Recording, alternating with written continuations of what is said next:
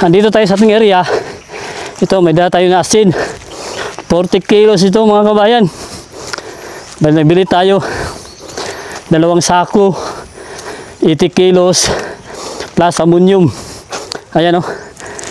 Ayan. Ayan mga kabayan. Ito yung para sa niyog natin. Ito solar salt ng Australia. Ayan. At saka ito, yung isa, ammonium. Ito mga kabayan, 50 kilos. Itong laman ito, isang sako. 2100 nitrogen. Ito, para sa bunga at pampabunga. Ito yung dwarf natin, takunan. Ayan, at ito yung paghahanda na naman natin. Ayan o. Andito tayo sa ating bahay kubo. Bahay kubo naman ni Mrs. Grabe. 40 kilos ang isang sako. Tapos ito, 50 kilos. Bali 3 sako. Meron tayong 40 plus 40, 80 plus 50. Ito, 130 kilos mga kabayan.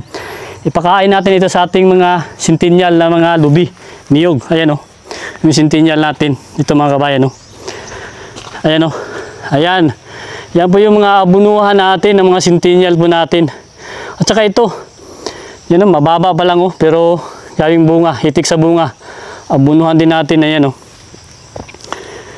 Ito. Ayan. Mag 15 years na yan. Pero ayan, medyo mataas na. Nasa mga 20 feet na siguro yan. Ayan mga kabayan. Diyan po din tayo nakakuha ng butong. At saka ito yung centennial natin. Ito, hindi na natin maakyat ito. Sobrang taas na. Siguro sa mga 50 feet na ito. Sobrang taas sa mga kabayan, no? Ayan po yung mga centennial natin. Abunuhan po natin yan. Ngayon, mag-abuno tayo. Kasi maganda yung presyo. Shoutout pala sa mga buyers natin. Ayan. Sana tuloy-tuloy na yung presyo ng niyog. Ayan, kaya tayo paparming dahil ito. Malaking tulong ito sa atin itong mga niyog kasi ito maka-harvest tayo, dito natin ginakuha yung mga pang-ano natin, konsumo, pang-maintenance natin sa ating mga tanim tulad nito. Maka-harvest tayo ng mga niyog every 3 months o 45 days, 2 months.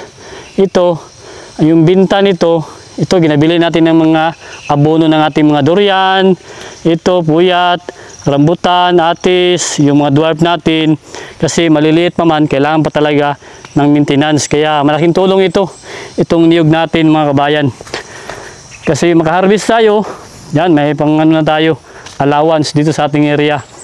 At maraming salamat kay Mrs. Ito mga kabayan, no? Ito yung mga takunan natin. Itanim natin kasi may binili kami ni Mrs. bago. Bali 130 pieces na ito, kaperaso na takunan natin dito sa ating area. Ito yung gidagdag namin. Yung isang araw, maganda. Malaki yung bunga. Ito mga kabayan, 2.5 and 3 years, makapag-harvest na tayo nito. Makapagbunga na ito, basta maganda lang yung pag-aalaga natin. Ang importante kasi, abunuhan natin, tapos mag-spray tayo ng mga foliar, insecticide dito sa dahon, pakainin, tapos watering, patubig. Yun na talaga ang importante sa mga tanim. Yan o, alaga talaga. Saka ito, meron pa tayo dito. Ayan. Meron pa tayo dito na dagdag itanim natin mga kabayan. No?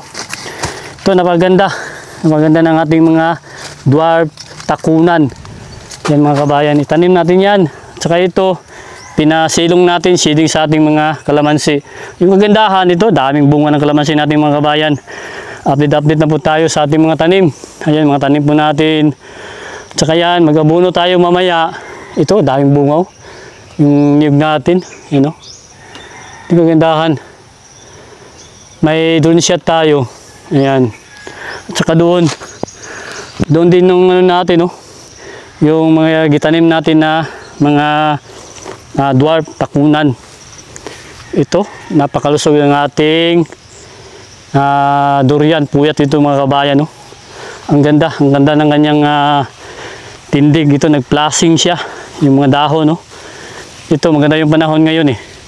Nag-plasing yung ano natin, yung durian. Daming dahon. Nagsilabasan mga kabayan. Ibig sabihin, malusog. Kasi ginabunuhan natin eh. Yan, ganda ng katawan ng ating durian. Yan, puyat yan. Yan, puyat.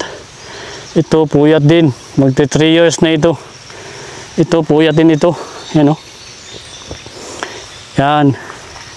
Ganda, ganda ng kanyang mga dahon. Nagsilabasan. Nagplasting na naman ito. Puyat din, oh. Ito, nahuli ito ng tubo kasi hindi natin sabay-sabay ang pagtanim. Ito, puyat din. Yung puyat variety natin. Yan mga kabayan, oh. Ganda ng tindig ng ating mga tanim. Ito, mga puyat natin dito. Sa likod ng bahay ng kubo namin ni Miss Puyat. Yan, puyat, yan, puyat. Yung mga puyat natin. Ito, mga puyat din natin dito. Ito, puyat. Mga huling tanim natin. Ito, puyat din ito. Ayan, oh. Ganda, ganda ng tindig ng ating puyat variety. Ayan mga kabayan, oh. Natuwa tayo. Ayan, oh. Ganda, ganda ng ating tindig ng ating puyat. Ayan. Natuwa po tayo. Ganda. Saka ito, puyat din ito. Ayan. Update tayo sa ating mga tanim. Ganda ng katawan ng ating puyat variety. Ayan mga kabayan, oh. May mga puyat tayo dito, yan. Puyat din yan, oh. Tsaka yan, mga rambutan natin. Ito yung mga sintinyal natin. Nabunuhan natin ito mga kabayan, oh. Kasi maganda na yung presyo. At doon, may mga puyat din tayo dyan. Dito yung mga langka natin mga kabayan. Na gitanim. Ito. Ayan, oh. Mga bago pa itong tanim natin, pero ganda na. Ganda na yung kanyang dahon. Ito mga kabayan. Magkabuno tayo sa ating mga sintinyal mamaya para malusog. Every 6 months sa isang taon, kahit kadalawa ka lang mag-abuno, pwede na. Pwede na sa ating mga niyog. Ito, nag-intercropping tayo dito ng mga ano. Ito. Yung takunan natin mga kabayan. No? Ito yung takunan natin. Yan. Dwarf ito. Alagaan lang natin para mabilis yung paglaki. Ito mga takunan natin. Ayan, o. Tsaka ito, ano natin ito? Ito yung langka natin, o. Durian. May mga durian din tayo dito. Ayan, magabuno tayo mamaya kasi maganda yung panahon mga kabayan. At saka yun, o. Nagbunga yung ano natin, aransilyo na durian. Ayan, ito, maweran tayo sa ating paligid ng ating mga puno ng ating tanim. Ayan. Okay, ngayon, ang gawin natin mga kabayan, prepare tayo kasi nag-prepare tayo ng mga abono natin. Nagkarga tayo, may 3 sako tayo. Sa isang sako, 40 kilos at yung isa, 50 kilos yung ammonium sulfate. Yan, mag-abono tayo. 2 kilo bawat isang puno ng ating sintinyal. Yan, oh. Kasi sintinyal ito, eh. Yan mga kabayan, oh. Napakataas na, eh. Kaya hindi natin makaya pag mag-akyat tayo dito sa magkuha tayo ng butong. Medyo mahirapan talaga tayo. Yan, sobrang taas, oh. Sintinyal natin. Yan, hindi natin makaya, hindi natin maabot yan. Kaya nagtanim tayo ng dwarf na takunan. Mababa lang. Pwede tayo magbinta ng sa palengke o sa downtown. Ito, yan. Ito na yung natin, oh. Ang laki na. Yung durian natin, pwede natin matambayan, oh. Mapupuan natin dito. Natutuwa po tayo mga kabayan.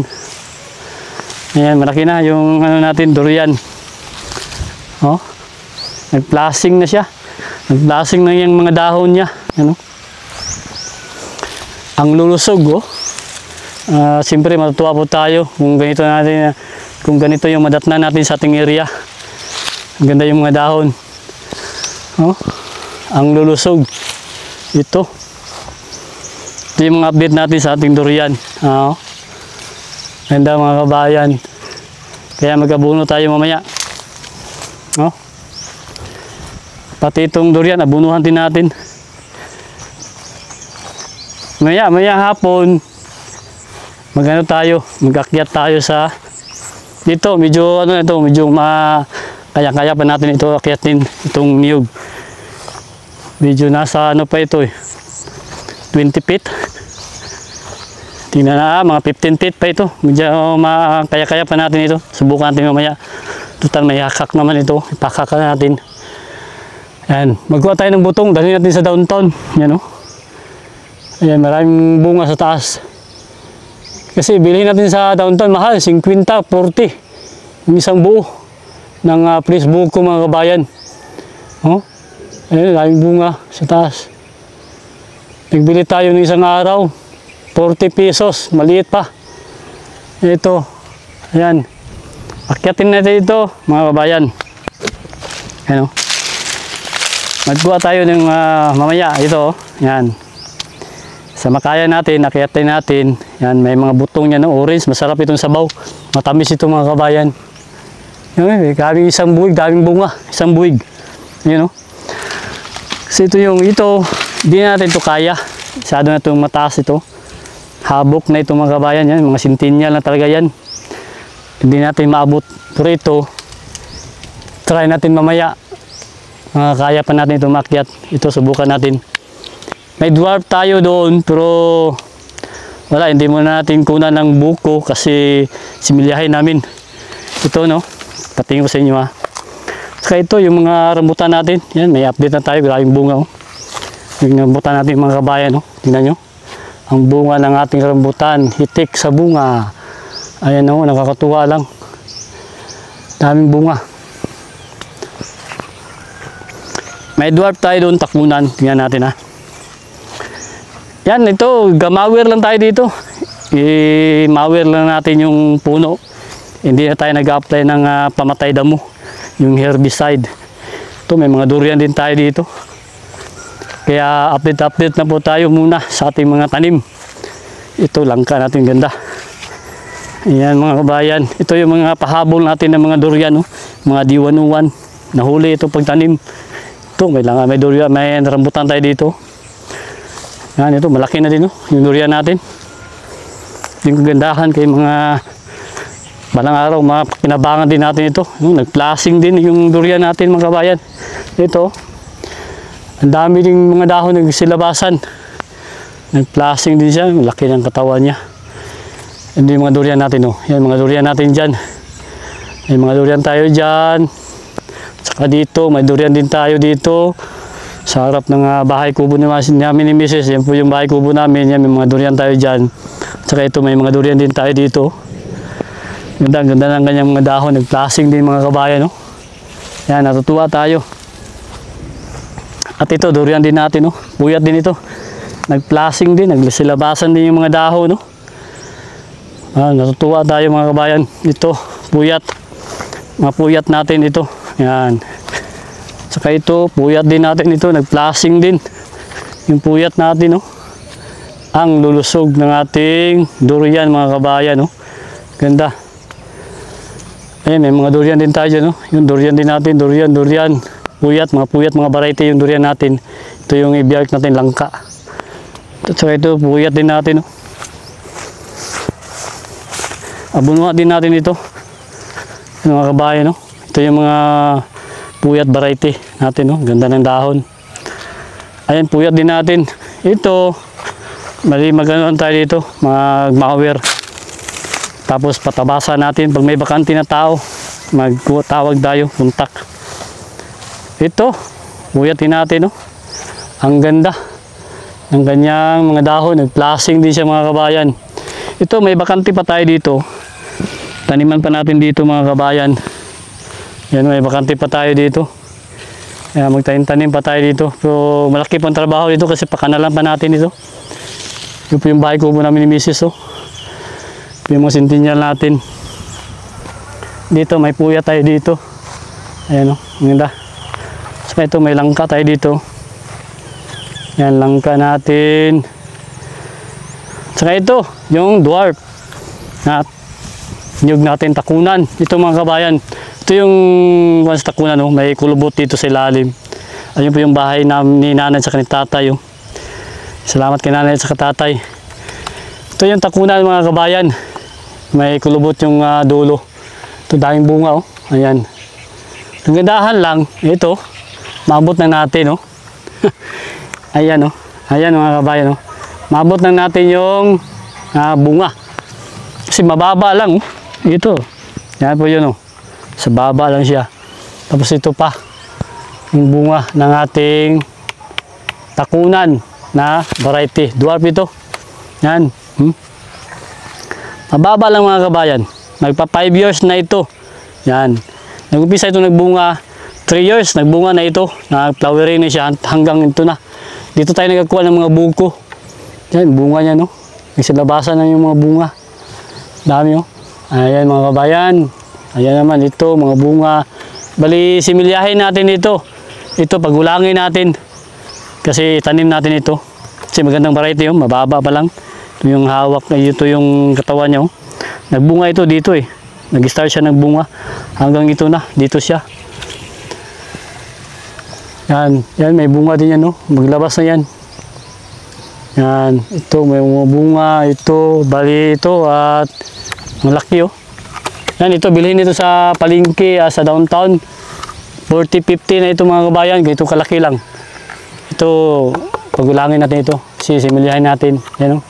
Mababa lang yung katawan, no? Sarap yakapin yung natin, pinaghirapan natin dito sa ating area. Yan. Yan, okay. Yan, ito lang. Ito lang yung update natin sa ating pagpaparming. Ayun mga kabayan, shoutout pala sa buyers ng mga coconut kasi napaganda na ng presyo ngayon. Ito, may niyog tayo dito. At yung kilo ng niyog ngayon, buo, 18.50 yung kilo. Yung kupras naman, 82.50 yung kilo. 82 pesos, 82.50 pesos at saka yung buo, 18.50 pesos yung niyog.